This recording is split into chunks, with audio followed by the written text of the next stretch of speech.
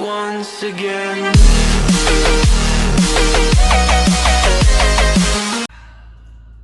E aí, rapaziada, tudo tranquilo? Mais um aulão com o tio Dani nessa nossa quarentena, tá? Para lembrar, galera, essa aula aqui, ó, o título, o mundo extra-europeu. Ela é uma aula voltada para os alunos do primeiro ano do ensino médio. Mas aquele velho recado, nunca é demais, né? Frisar e lembrar, ela também vale para os alunos do terceirão ou, de repente, do pré-vestibular. Mas o principal objetivo dela é focar o assunto, tá? O mundo extra-europeu para os alunos do primeiro ano do ensino médio, tá? Pessoal, vocês poderiam me perguntar o seguinte, tá, professor, mas o que significa o título O Mundo Extra-Europeu? Pessoal, não interessa se é a apostila do primeiro ano, se é do terceiro ano, se é do segundo ano, se é do nono ano, tá? Quando a gente pega a quase a maioria absoluta dos livros ou das apostilas, não interessa, pessoal, qual é o colégio, não interessa qual é o cursinho, e a gente vai analisar o assunto referente à disciplina de história. Pessoal, normalmente a história que nós aprendemos no colégio, não interessa, pessoal, qual é o colégio, o centro, tudo parte da Europa. Então nós começamos a estudar a Europa, então quer dizer, a nossa história ela é eurocêntrica. O centro, tudo gira em torno do continente europeu. Mesmo que no início, pessoal, lá do primeiro ano, a gente aprenda Egito, a gente aprenda os persas, a gente aprenda os fenícios, os mesopotâmicos, mas na realidade, de forma geral, a nossa história, quando eu falo nossa, ocidental, Brasil, Ocidente, tá? O centro, o miolo da história parte do continente europeu, perfeito? Só que a gente não pode esquecer, pessoal, que o mundo, desde que é mundo, ou desde que o ser humano se tornou, entre aspas, civilizado, ou melhor, vamos usar a denominação, se organizou em cidades, impérios, cidade-estados, tribos, genos, polis. Isso não aconteceu só no continente europeu. Normalmente, pessoal, a gente dá ênfase ao continente europeu porque nós, da América, fomos colonizados por europeus, os australianos foram colonizados por europeus, os neerlandeses foram colonizados por europeus. Mas até muito antes, pessoal, da Europa ser aquele continente super desenvolvido, com potências como Portugal, Espanha, Império Romano, Grécia Antiga, a França, a Inglaterra, a Alemanha, existiam em outras regiões do mundo, pessoal, isso inclusive no período antes de Cristo, civilizações extremamente desenvolvidas, impérios extremamente desenvolvidos. Na realidade, pessoal, se eu, por exemplo, for lembrar da minha época de colégio, pouquíssimo se falava sobre civilizações africanas. Quando a gente citava a África, porque tinha alguma relação com Portugal, menos ainda, pessoal, se falava algo sobre impérios da Ásia, ou inclusive impérios americanos antes da vinda dos europeus. Nos últimos 15, vamos lá, 20 anos, pessoal, de forma gradativa, essa história relacionada a africanos, relacionada a asiáticos, chineses, japoneses, mongóis, relacionadas às civilizações anteriores à vinda de Portugal e Espanha, começam a ser ensinadas, começam a aparecer nas apostilas de história com mais frequência. Então, nessa aula hoje, pessoal, a gente vai tratar de civilizações, de reinos, de impérios não europeus. A gente vai trabalhar com civilizações do continente africano, com civilizações e impérios do continente asiático e inclusive do continente americano. Beleza? Pessoal, a gente vai começar a falar aqui, tá? Com relação à África, do reino de Axum. Então, pessoal, por volta do século IV depois de Cristo, ali onde nós chamamos de África Oriental. Só, pessoal, para dar uma ênfase do que eu estou falando, ali por obséquio, né? Desculpa atrapalhar a sua leitura. Muito bom, Lely, muito bom. Congratulations. Pode passar, por gentileza. Pessoal, essa é uma foto, tá? Para quem tem um pouco mais de familiaridade com o mapa, essa partezinha aqui, ó, seria, se vocês aproximarem mais no vídeo, tá? O Mar Vermelho. Aqui seria a África, por exemplo, aqui seria Somália, Etiópia, Eritreia, aqui em cima hoje o Egito, e essa parte aqui seria o Oriente Médio, Arábia Saudita, Iêmen, Omã. Pessoal, o Mar Vermelho, essa rota marítima até hoje, século 21, é uma rota extremamente importante, porque é a ligação do Mediterrâneo com o Mar Vermelho e o Oceano Índico, ou o contrário, a ligação do Oceano Índico com o Mar Vermelho e o Mar Mediterrâneo. O reino de Anshum, pessoal, tá? Ele, por exemplo, ele é essa parte verdezinha aqui, ó. Não é um reino em extensão, nossa, um império romano, nossa, igual ao império de Alexandre o Grande. Não, nada similar. Mas ele era um reino, se vocês podem perceber, que mantinha um controle sobre as rotas comerciais do Mar Vermelho, que já eram importantes, pessoal, para as civilizações da Europa, do que vai vir chamar Europa, África e a Ásia, ou Ásia Menor, desde o século I, do século II, do século III, do século IV, e inclusive até no período anterior ao nascimento de Cristo. Então esse é um reino africano que há 10 anos atrás, pessoal, não se tocava mais nenhum nome, acho, mas nem no nome. Hoje nós sabemos que por volta, poderia só retornar ao próximo, tem que ficar de olho no gato, sim, eu sei. Por volta do século IV depois de Cristo, pessoal, século IV depois de Cristo, ainda existia o Império Romano. Se vocês lembrarem daquela aula sobre Roma Antiga, tá? O Império Romano do Ocidente, ele vai acabar quando? O Império Romano do Ocidente, capital Roma, no século V depois de Cristo. Então, a existência do reino de Anshum é no mesmo período ali do finalzinho do Império Romano do Ocidente. Então, lá em cima na Europa, um pouquinho da África, existia o Império Romano, inclusive o Império Romano do Oriente, que vai perdurar até 1453. E ali na África Oriental, aonde hoje seria a Eritreia, a Etiópia, existia o reino de Anshum, que controlava, tá, as rotas comerciais pelo Mar Vermelho. Como eu falei anteriormente, não é um reino em extensão, nossa, que reino gigante, mas na questão econômica, um reino extremamente desenvolvido. Se vocês observarem aqui embaixo, pessoal, eu vou escrever aqui, ó, cristão e islâmico. O que seria isso? Esse reino, ele vai sofrer primeiramente uma grande influência do cristianismo. Vamos lembrar que no século IV, o imperador Constantino, através do Edito de Milão, liberou o culto cristão. E no século IV depois de Cristo, o imperador Teodósio tornou o cristianismo a religião oficial de todo o império, inclusive do oriental. Então, no início da existência do reino Anshum, eles sofreram uma grande influência do cristianismo. Mas posteriormente, pessoal, como a gente vai aprender provavelmente na próxima videoaula, essa região da África, que nós chamamos de África Oriental, ela vai sofrer uma forte influência do islamismo a partir do século VII depois de Cristo. Tanto é que, se a gente observar a África, pessoal, o norte da África, essa parte, além de por gentileza, a próxima imagem. Se a gente observar hoje, pessoal, século 21, tá? Essa área nós chamamos de África Oriental.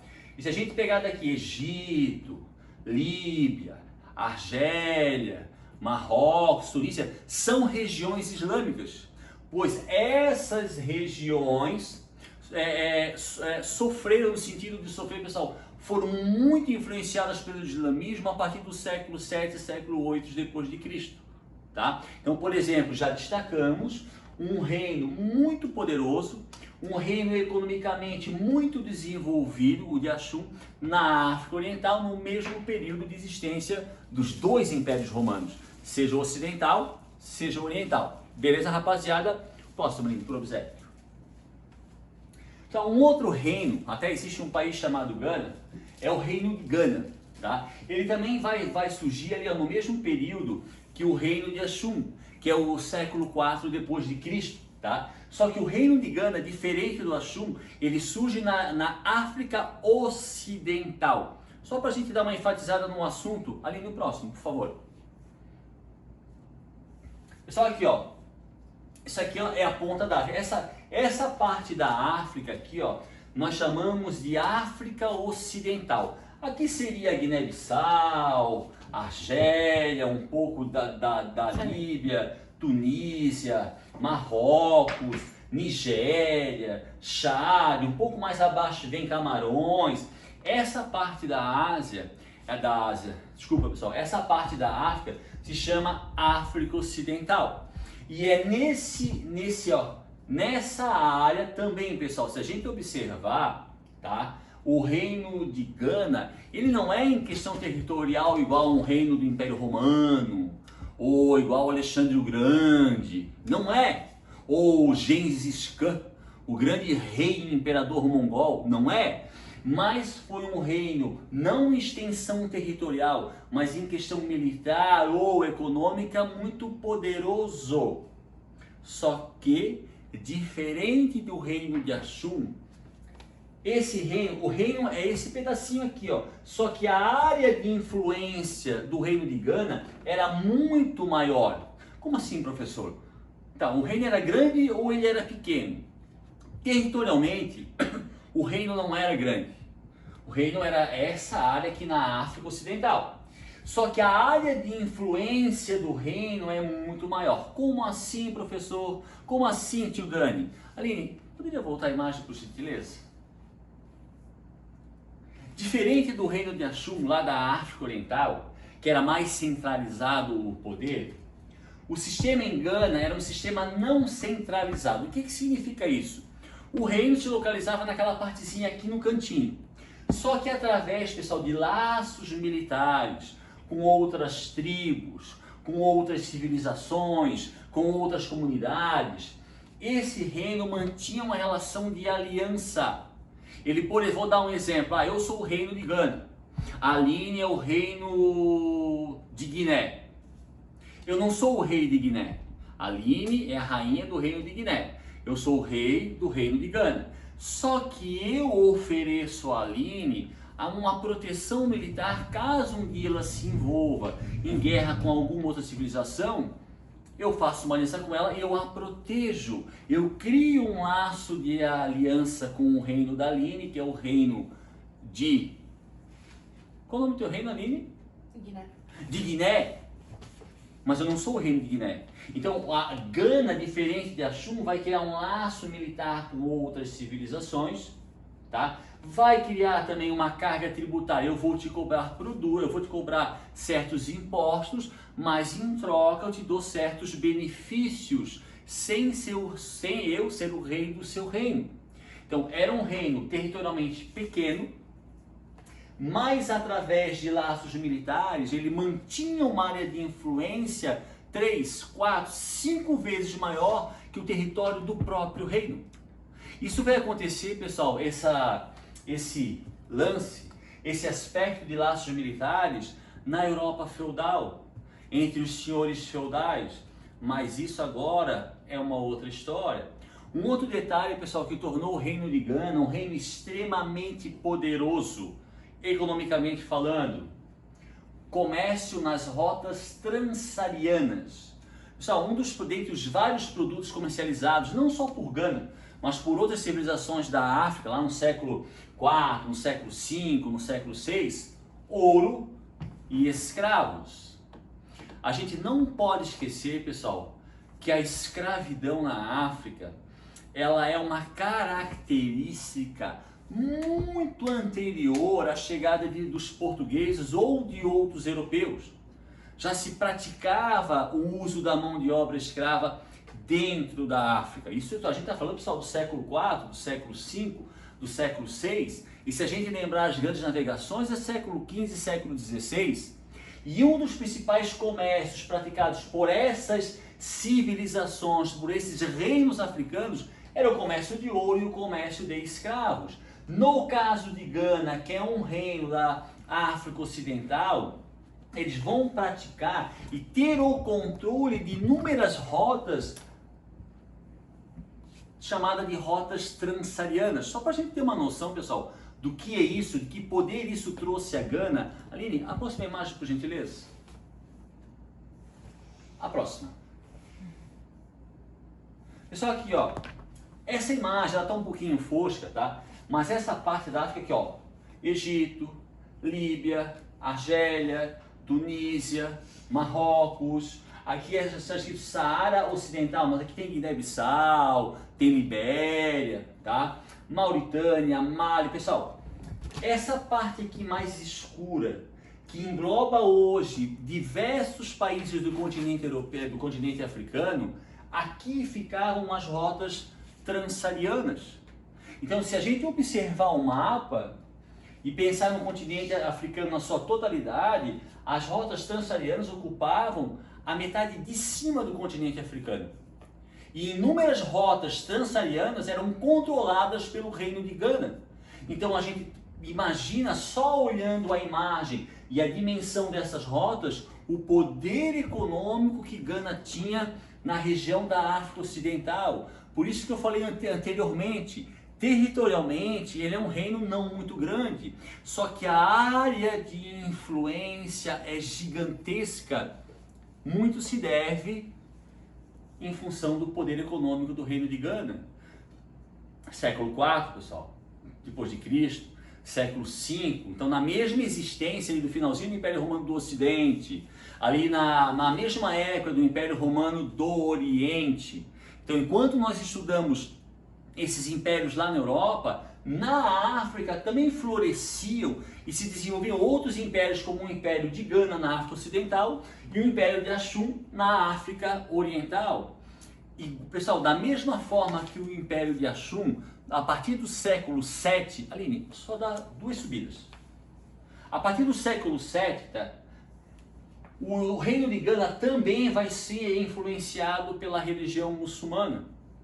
Então, pessoal, isso ali na África, no norte da África, tanto na parte oriental ou ocidental, a partir do século VII, do século VIII depois de Cristo, aquela região vai sofrer uma forte influência muçulmana, tanto que, pessoal, eu não vou dizer que todos, mas a grande maioria das regiões localizadas hoje, século XXI, no norte da África, são regiões onde predomina a religião islâmica. Isso começou entre o século VII e o século VIII depois de Cristo.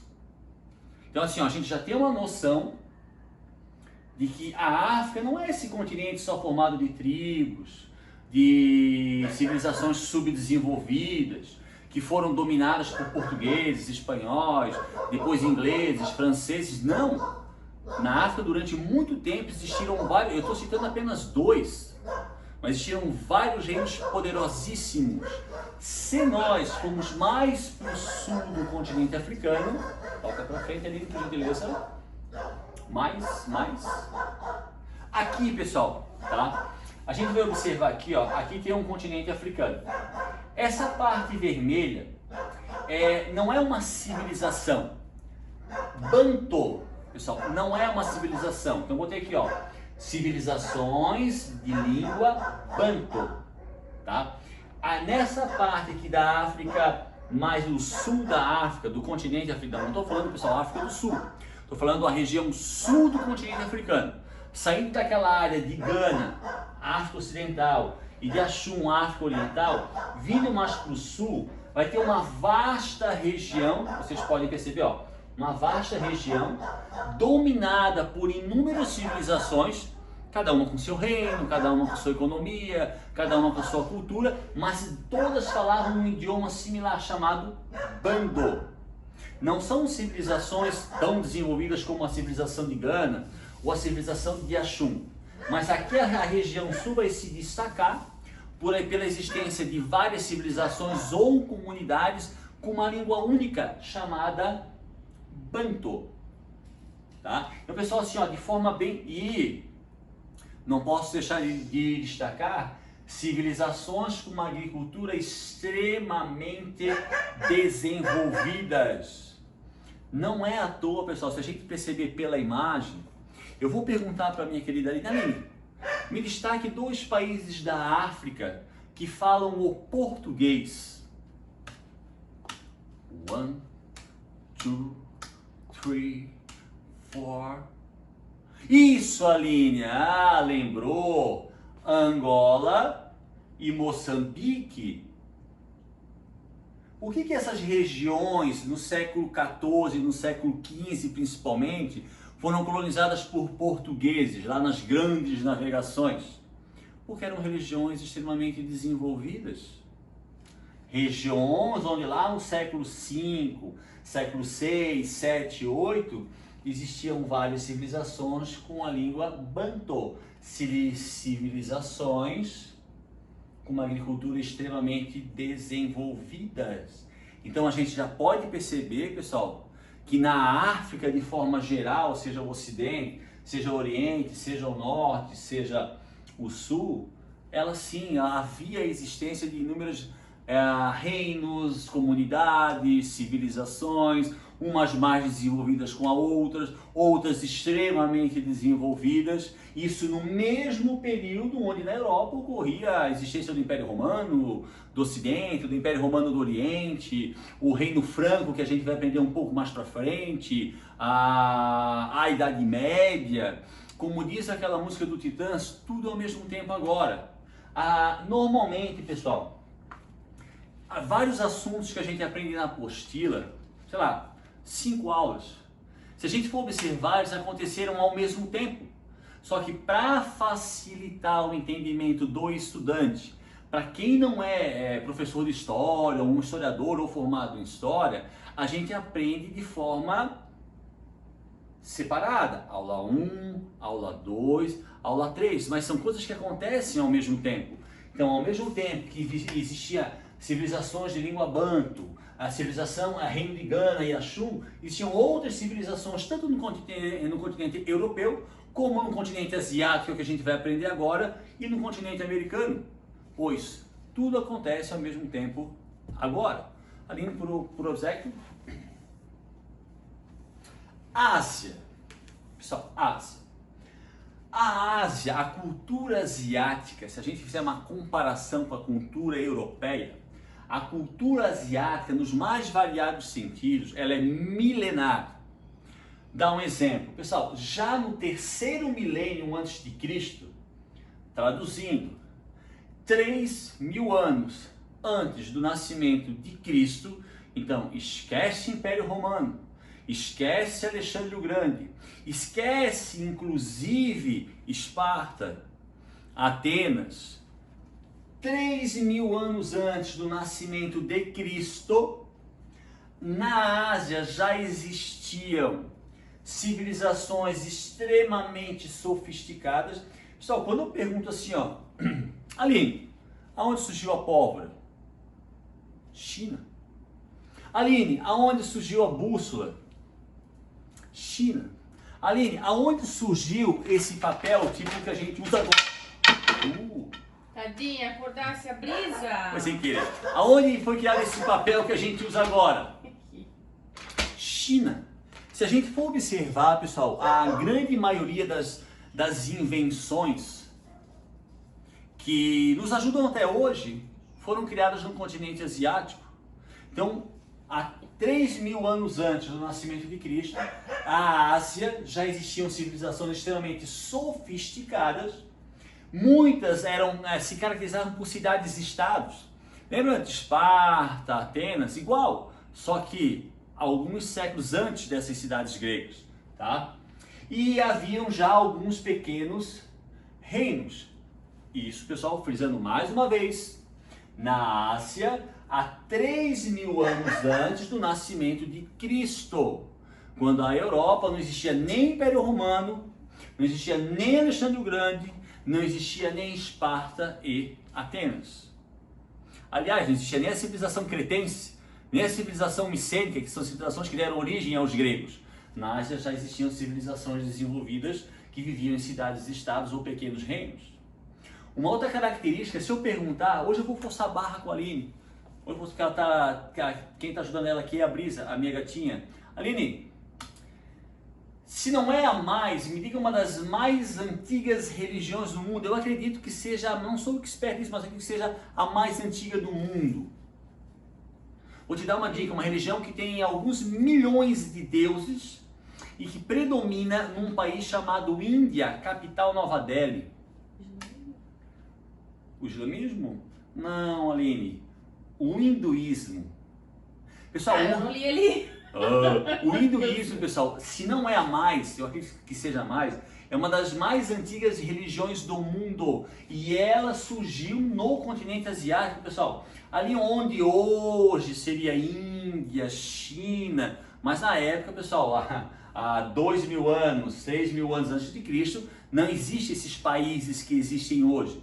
As delimitações, as fronteiras não são as mesmas que são hoje. Então lá por volta do século 2, 3 antes de Cristo, aliás, lá por volta de 1.000, 2.000 anos antes de Cristo, surge na Ásia, onde hoje mais ou menos é a Índia, é a China, a religião hindu. Pessoal, diferente da Igreja Católica, diferente da religião islâmica, diferente da grande maioria das religiões, a religião hindu, ela não nasceu representada por uma instituição. Na realidade, a religião hindu, ela se caracteriza por crenças religiosas de vários povos. Então, povos nômades, pequenas civilizações. Então, na verdade, a religião hindu, há mais de 4.000 anos, 5.000 anos, ela surge e ela é uma junção de várias crenças religiosas, de várias grandes, médias ou pequenas civilizações e comunidades. Tá? Tanto é que, se a gente observar, eu posso de repente estar exagerando, mas eu acho que não, a religião hindu, Aline, eles acreditam por volta de 300 milhões de deuses, então eles são politeístas. Uma outra característica da religião hindu é a reencarnação, que inclusive é uma característica de outras crenças religiosas. Mas aqui a gente está enfatizando a religião hindu, se não é a mais antiga, uma das mais antigas do mundo, que surge lá por volta do 3º milênio antes de Cristo, onde hoje seria a Índia e a China. Uma vertente da religião hindu é o brahmanismo. Então, o brahmanismo é uma vertente da religião hindu, mas que faz parte da religião hindu. Lembrem, religião hindu não tem uma instituição como igreja católica, existe a instituição Igreja Católica Apostólica Romana. Isso não existe na religião hindu, tá? Então, o brahmanismo é uma vertente da religião hindu, e o brahmanismo é que vai trazer essa característica que é muito marcante, por exemplo, hoje na sociedade da Índia. A Índia, pessoal, é uma sociedade dividida em castas. Eu não sei ao certo quantas castas, mas ela é dividida em castas. E isso, pessoal, dentro ali da pirâmide social indiana, hoje, século XXI, é algo seguido com uma extrema rigidez. Tá? Essa característica que hoje ocorre num país chamado Índia é proveniente, é uma herança do brahmanismo, que é uma vertente que surge do hinduísmo, que é a religião, né, ou ambas as religiões predominantes dentro do território indiano, não só indiano, mas principalmente na Índia. Eu falo principalmente na Índia porque a Índia, todos sabem, conta com uma população aproximada de 1 bilhão e 300 milhões de pessoas, já muito perto da China, tá? Na Índia também, pessoal, por volta do século IV, então, bem depois do hinduísmo, bem depois do brahmanismo, surge na Índia, tá? No século IV a.C., o budismo. A gente sempre assim atrela o budismo a Japão. Sim, a maioria dos japoneses são budistas. O budismo, ele vai, se eu não me engano, para o Nepal, na região do Tibete, onde é a China hoje, tá? Mas o budismo, ele nasce no século IV na Índia. E ele é considerado, pessoal, eu não estou falando quem é melhor ou quem é pior, esse não é o meu foco aqui. Mas se a gente comparar o budismo ou o hinduísmo, o budismo ele é considerado uma crença religiosa mais igualitária. O budismo fala no nirvana, fala que a gente pode alcançar o nirvana. O nirvana, pessoal, seria assim, ó, o ápice da evolução humana através da meditação. São religiões, pessoal. Nós às vezes, pessoal, achamos assim, ó, nossa, hinduísmo, brahmanismo, budismo, porque nós vivemos numa civilização que é a civilização ocidental, onde a religião predominante é a religião cristã. Eu nasci numa família extremamente cristã católica. Se não é católica, pessoal, tem o luteranismo, tem as religiões evangélicas, tem o anglicanismo e outras vertentes do cristianismo. Mas, pessoal, cristão no mundo, se eu não me engano, chega a 1 bilhão e 500 milhões, 1 bilhão e 700 milhões. Nós somos quase 8 bilhões de seres humanos no mundo. Então existe uma variedade muito grande de crenças religiosas. E uma delas é o hinduísmo, que surgiu por volta do terceiro milênio antes de Cristo, o brahmanismo, que é uma vertente do hinduísmo, e o budismo na Índia a partir do século VI antes de Cristo. Desculpa se eu falei 4, pessoal, mas é século VI depois de Cristo.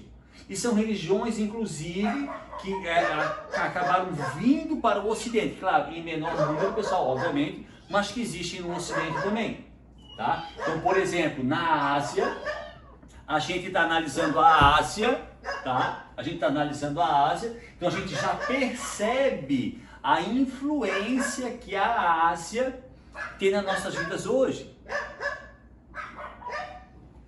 Vamos analisar agora, pessoal, a China, né?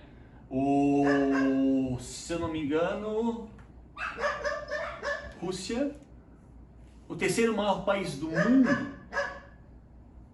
Aline, pesquisa no celular, eu acho que é o segundo, eu acho que é o terceiro, né? Só um momentinho, pessoal, olha só. Não, é o terceiro, O terceiro maior país do mundo, a maior população do mundo. Pessoal, quase perdendo para a Índia, mas a China continua tendo a maior população do mundo, tá? A China, pessoal, ela vai surgir por volta do segundo milênio antes de Cristo.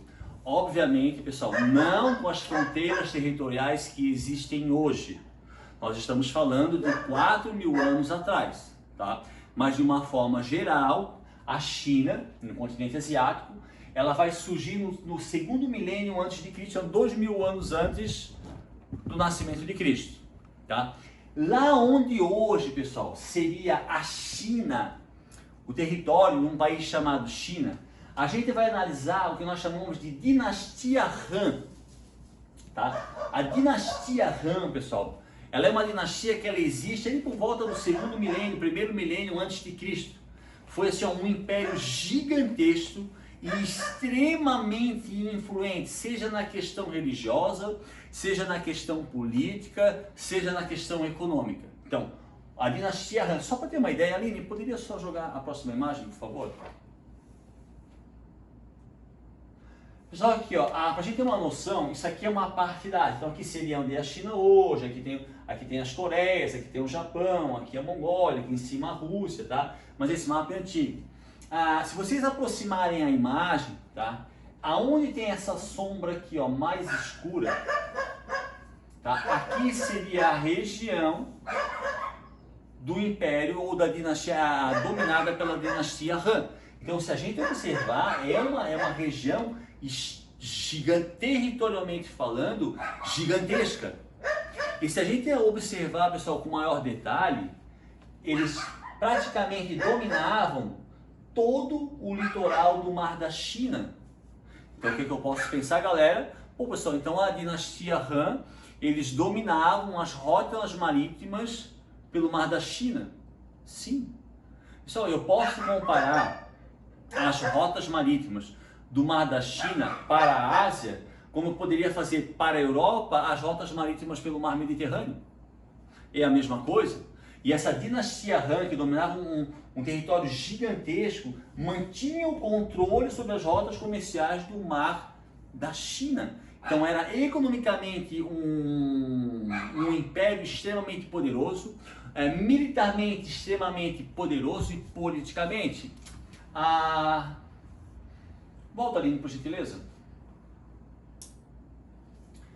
Pessoal, aqui ó, comércio, então havia um controle. E outro detalhe, pessoal, esse controle, tá?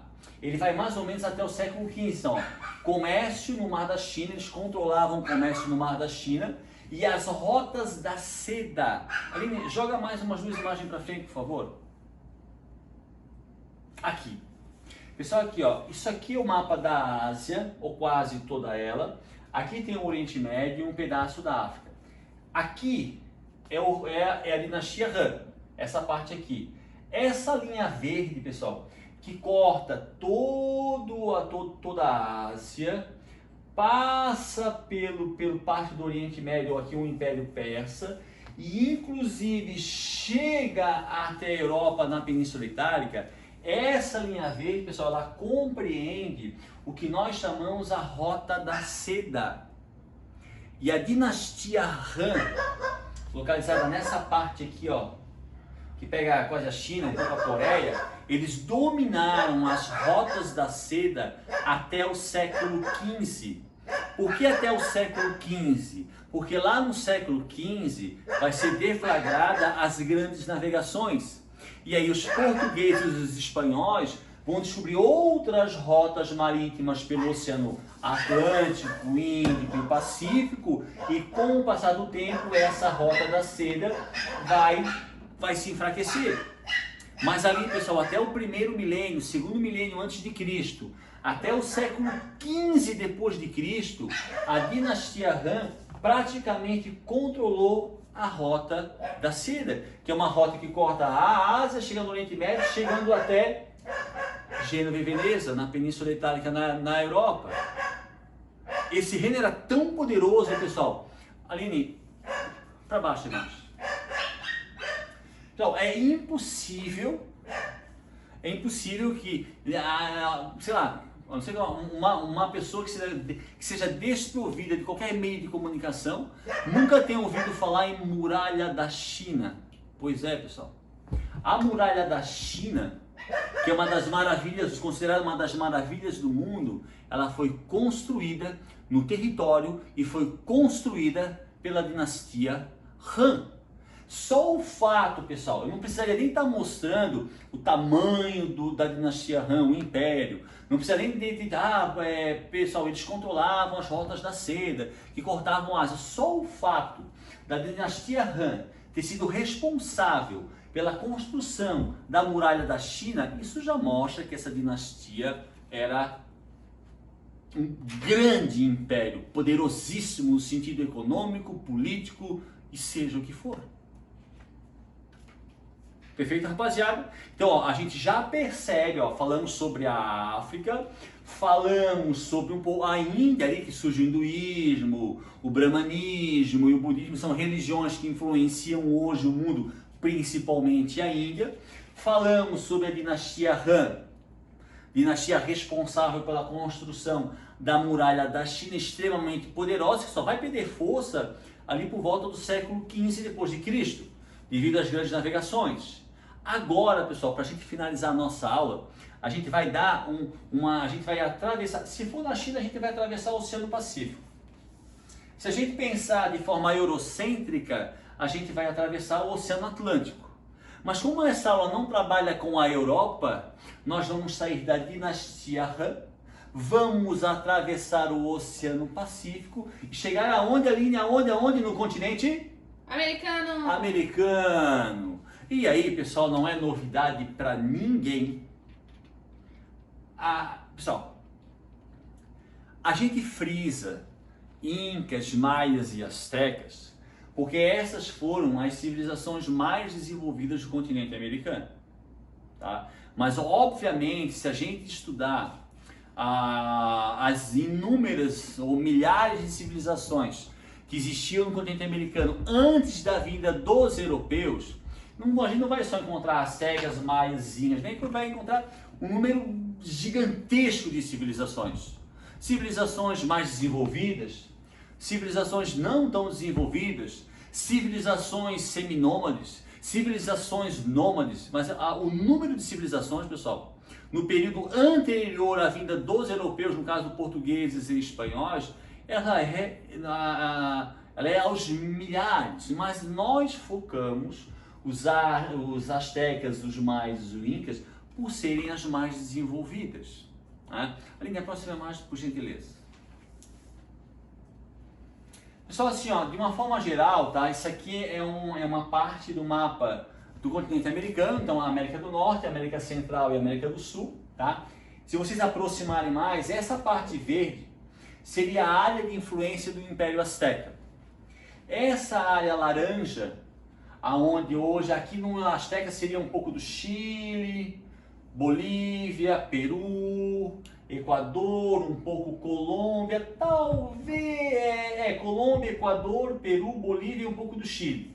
Aqui em cima na América Central a gente pega o laranja, os maias, Belize, Honduras, Guatemala, e aqui na parte rosa, pessoal, tá? Seria o Império Azteca, que na real, tá? Ainda se expande para um pouco mais aqui para cima, onde seria hoje o México ou a América do Norte.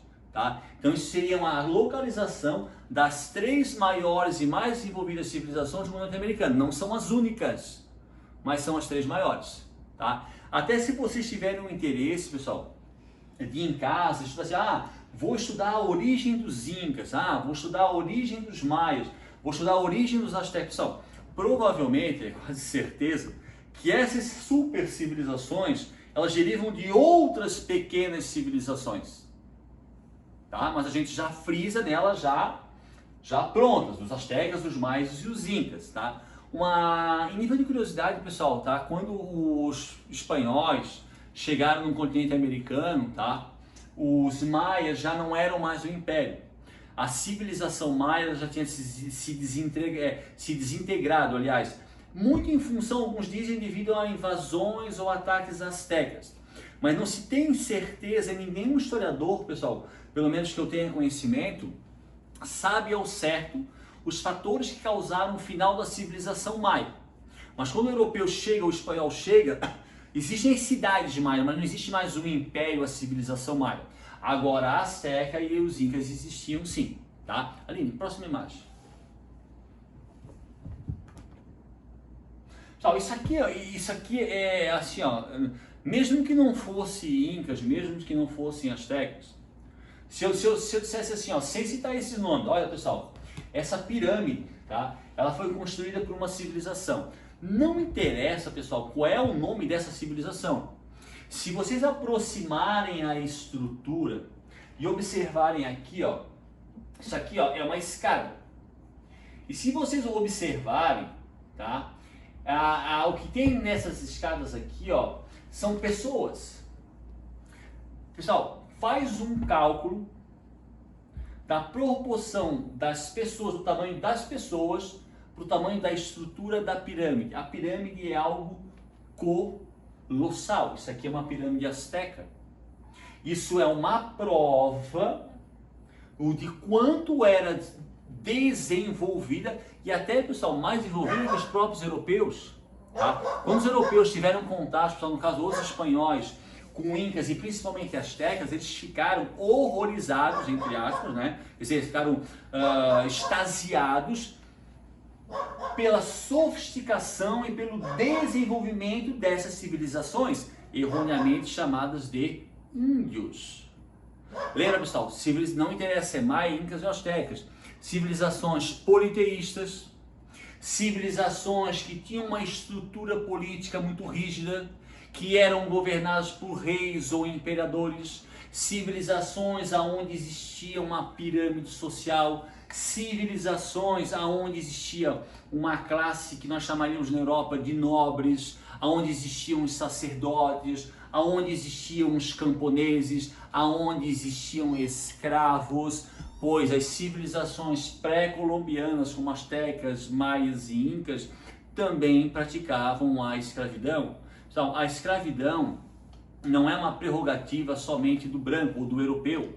A escravidão em larga escala, ela era praticada tanto como usaram o trabalho escravo ou comercializar na Ásia, na Europa, na África e inclusive no continente americano. Essas civilizações, além de sacerdotes, imperadores, serem politeístas, elas eram formadas por várias cidades. Exemplo ali, por gentileza, próxima. Aqui, pessoal, é uma pintura, tá? A capital do Império Azteca chamava Tenochtitlan. Essa capital ela não existe mais, pois ali, capital do México, não? Capital do México. Cidade muito bom, Aline, Cidade do México. Yeah. Pessoal, a Cidade do México, ela é uma cidade construída pelos espanhóis, mas ela foi construída em cima da capital do Império Azteca, a cidade de Tenochtitlan. Aqui seria uma representação, uma pintura que representaria a capital Tenochtitlan. Pessoal, Tenochtitlan era uma cidade com aproximadamente 13 quilômetros quadrados. Façam os cálculos, é grande. Era uma cidade formada por pirâmides, formadas por prédios. Quando eu falo prédios, pessoal, não são os nossos, mas são estruturas com 1, 2, 3, 4, 5 andares.